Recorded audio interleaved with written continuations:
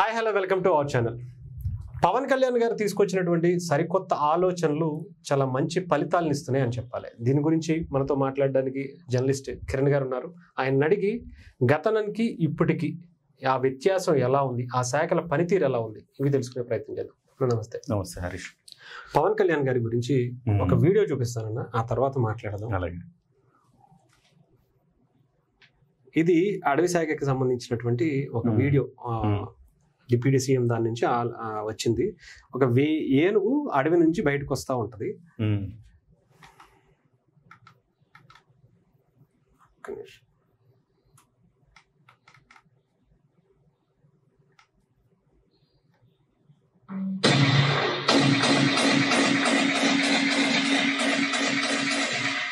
ఇది అంటే చూడడానికి చిన్నదే కావచ్చు, ఆ సౌండ్ లో వచ్చి అది నిజంగా అంటే ఏదో పేల్చడం అనుకుంటారేమో, కానీ పేల్చడం కూడా కాదు, ఆ సౌండ్ చేస్తుంది అనమాట.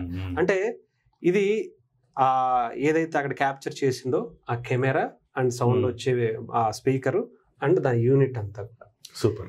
సో ఇదనమాట. దీన్ని పనితీరు గురించి కూడా చాలా రాశారు యాక్చువల్ గా. ఒకసారి అది 120 degrees లో 2 కెమెరాస్ పెట్టారు, 120 అనమాట. 340 degrees లో క్యాప్చర్ చేస్తుంది. 60 meters రేంజ్ లో అది తీసుకుని వెంటనే అదంతా కూడా దగ్గరలో ఉండేటువంటి అధికారులకి విజువల్స్ తో సహా పంపిస్తుందట. ఎప్పటికప్పుడు పలానా ఏరియా నుంచి వస్తుంది, ఒక యానిమల్ మూవ్మెంట్ జరిగింది అని చెప్పి అక్కడ ఉండేటువంటి ప్రజలకి అధికారులకు ముందుగా విజువల్స్ తో సహా పంపించేటువంటి ఏ టెక్నాలజీతో రూపొందించినటువంటి కెమెరా అండ్ యూనిట్ ఇది ఇప్పుడు చేసినటువంటిది. దీన్ని ఎలా చూస్తారు? గతంలో మన రాష్ట్రంలో ఎందుకని ఇవి చేయలేకపోయారు? ఇప్పుడు right man in the right place. Pawan Kalyan గారు ఒక ముఖ్యమంత్రి కావచ్చు, ఒక ప్రధానమంత్రి కావచ్చు, ఒక మంత్రి కావచ్చు. సో చాలా మందికి ఇప్పుడు ముఖ్యమంత్రి అయిపోయి ఇప్పుడు సైన్స్ అండ్ టెక్నాలజీ తీసుకున్నారు. పవన్ కళ్యాణ్ గారు సైన్స్ అండ్ టెక్నాలజీ శాస్త్రవేత్త ఏం కాదు కదా. అయినా సైన్స్ అండ్ టెక్నాలజీ శాఖను పవన్ కళ్యాణ్ గారు, అటవీ శాఖ Pawan Kalyan IFS Indian forest services ఏం చదవలేదు, అయినా పవన్ కళ్యాణ్ గారు అద్భుతంగా చేస్తారు. Right man in the right place చేయాలి. ఎవరైనా ఇది అడ్మినిస్ట్రేషన్ ఎట్లా ఉంటుందంటే హరీష్, పర్ఫెక్ట్గా మనం ఒక సమర్థవంతమైన అధికారిని మనం చూసి పిక్ చేసుకుని సమర్థవంతమైన బాధ్యతలు ఇవ్వాలి. ఇదే ఏ అడ్మినిస్ట్రేటర్కైనా సక్సెస్ఫుల్ ఫార్ములా. ఇది నువ్వు వ్యాపారం కానీ వ్యవహారం కానీ ఇట్లాంటి రాజకీయంగా పదవులు కానీ సక్సెస్ఫుల్గా చేయాలంటే ఏంటంటే ప్రతిదీ 100% నాలెడ్జ్ మనకు ఉండాల్సిన అవసరం లేదు. ఆ నాలెడ్జ్ ఉన్న వాళ్ళని తీసుకొచ్చి మనం రైట్ ప్లేస్లో పెట్టాలి, వాళ్ళకి అవకాశం ఇవ్వాలి. పవన్ కళ్యాణ్ గారు చేసింది అదే ఇవాళ. పవన్ కళ్యాణ్ గారి సక్సెస్కి రీజన్ ఏంటంటే ఇలాంటి పరిణామాలు. గతంలో ఎందుకు చేయలేరు, పవన్ కళ్యాణ్ గారు ఎందుకు చేశారంటే పవన్ కళ్యాణ్కి స్వార్థం లేదు కాబట్టి చేశాడు, డబ్బు యావ లేదు కాబట్టి చేశాడు. ఇవన్నీ ఎట్లా ఉంటాయంటే ఫోకల్ పోస్టులు అంటూ ఉంటారు. సో కాస్త మంచిగా అధికారంలో ఉండి అధికారాన్ని అనుభవించి డబ్బులు సంపాదించుకోవాలనుకునే అధికారులు ఏం చేస్తారంటే మంత్రిగా ఎవరైనా కొత్తగా రాగానే మంత్రికి బేరం పెడతారు. సార్ నాకు నేను 1 కోటి రూపాయలు సార్, నాకు 2 కోట్లు ఇస్తా సార్, నాకు ఆ పోస్ట్ ఇవ్వండి, మీకు కూడా నేను ఇంత ఇస్తా. సో అట్లా అధికారులు బేరం పెడతా ఉంటారు. సహజంగా పెద్ద పెద్ద పొజిషన్స్లో జరిగేది అదే. కానీ పవన్ కళ్యాణ్ గారు ఎక్కడ దానికి అవకాశం లేకుండా చేశారు. వచ్చిన మొట్టమొదటిసారి ఆయన 5 శాఖల్లో ఏం చేశారంటే ద బెస్ట్ పర్సన్స్, సమర్థవంతమైన అధికారులు ఎక్కడున్నారు వెతకండి అని. దేశం మొత్తంలో కూడా. సో అట్లా సమర్థవంతమైన అధికారులు చూసుకొని వాళ్ళని తీసుకొని రైట్ ప్లేస్లో ప్లేస్ చేశాడు. అట్ ద సేమ్ టైం వాళ్ళకి చాలామందికి ఏముంటుందంటే హరీష్, మనము అవినీతికి పాల్పడలేము, ఎంత సమర్థవంతమైన అధికారాన్ని అవినీతికి పాల్పడలేము, మనం అక్కడ ఉంటే ఏదో ఒక రకంగా మనల్ని మంత్రి గారి ప్రెషరు ఇంకొకళ్ళ ప్రెషరు వచ్చి మనం అవినీతికి మనకి ఎందుకు వచ్చిందని నాన్ ఫోకల్ పాయింట్స్లోకి వెళ్ళిపోతారు. అలాంటి వాళ్ళని గుర్తించి పవన్ కళ్యాణ్ గారు తీసుకొచ్చి రైట్ ప్లేస్లో వేశారనమాట. తద్వారా ఏంటంటే వాళ్ళు అవినీతికి పాల్పడాల్సిన అవసరం లేదు అని క్లారిటీ ఇచ్చారు. నేను 1 రూపాయి తీసుకోను, మీరు 1 రూపాయి తీసుకోవద్దు, మిమ్మల్ని ఎవరు కూడా ప్రెషర్ పెట్టరు, పర్ఫెక్ట్గా మీరు పనిచేయండి. ఇది ఆయన ఇచ్చిన సందేశం.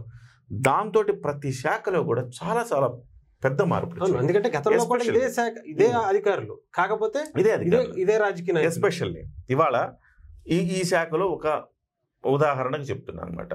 ఇందులో అటవీ శాఖలో ఆయన వచ్చిన తర్వాత పశుమర్తి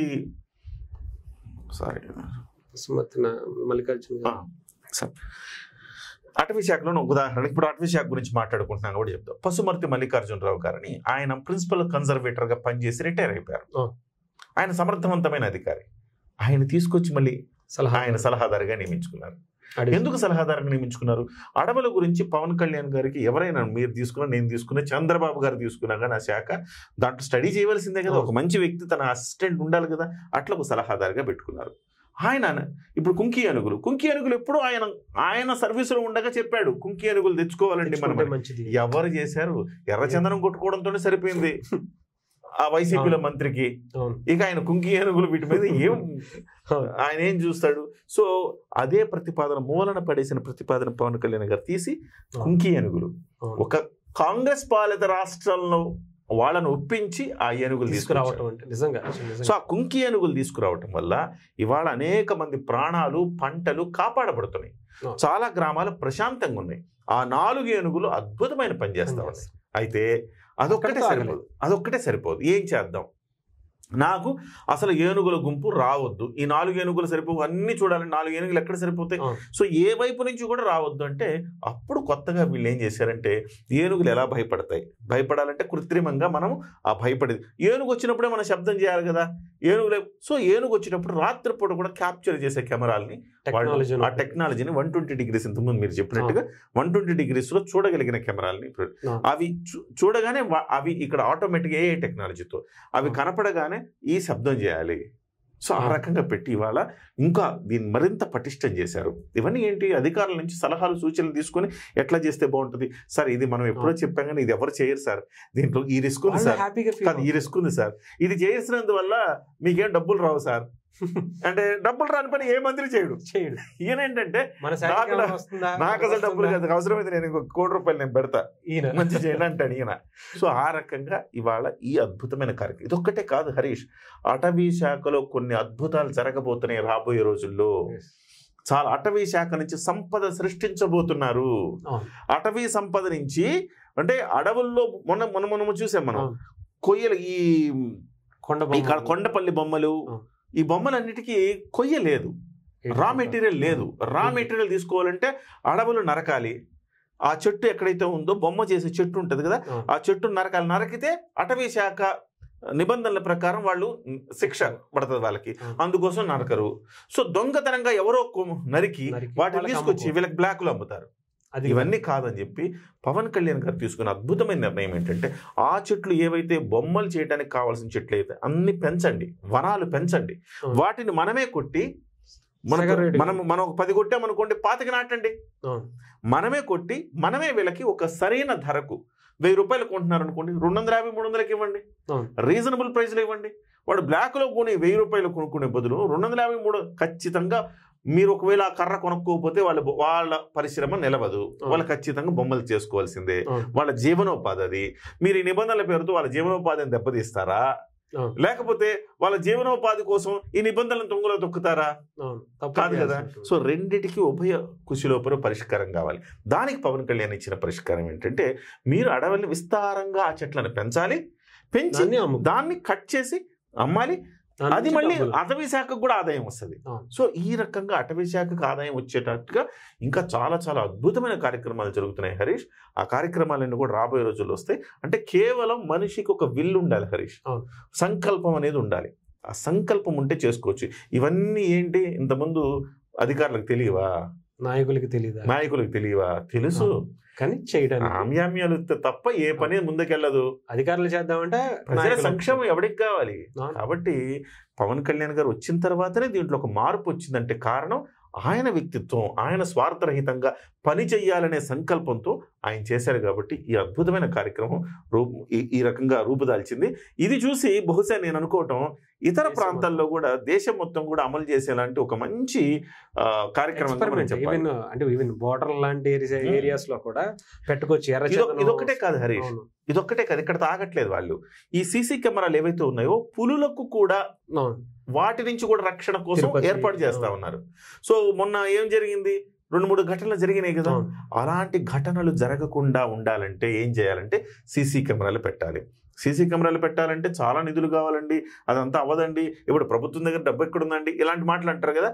లేదు, ప్రజల ప్రాణాల కంటే ఏది ముఖ్యం కాదు, మీరు చేయండి అంటున్నారు ఆయన.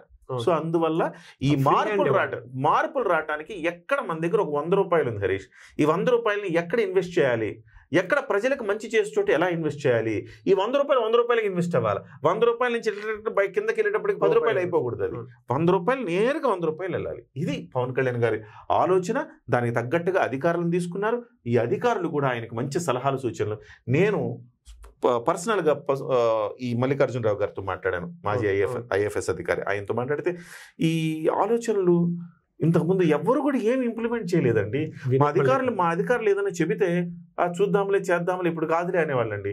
మాకు ఇప్పుడు ధైర్యం ఏంటంటే ఎస్ మనం చెబితే మన బాస్ వింటున్నాడు, మన నాయకుడు వింటున్నాడు, మన మంత్రి గారు వింటున్నారు అని ఒక మంచి నమ్మకం కలిగిందండి. వాళ్ళ అన్ని మంచి మంచి ఐడియాలు మా దగ్గర నుంచి తీసుకుంటున్నారు.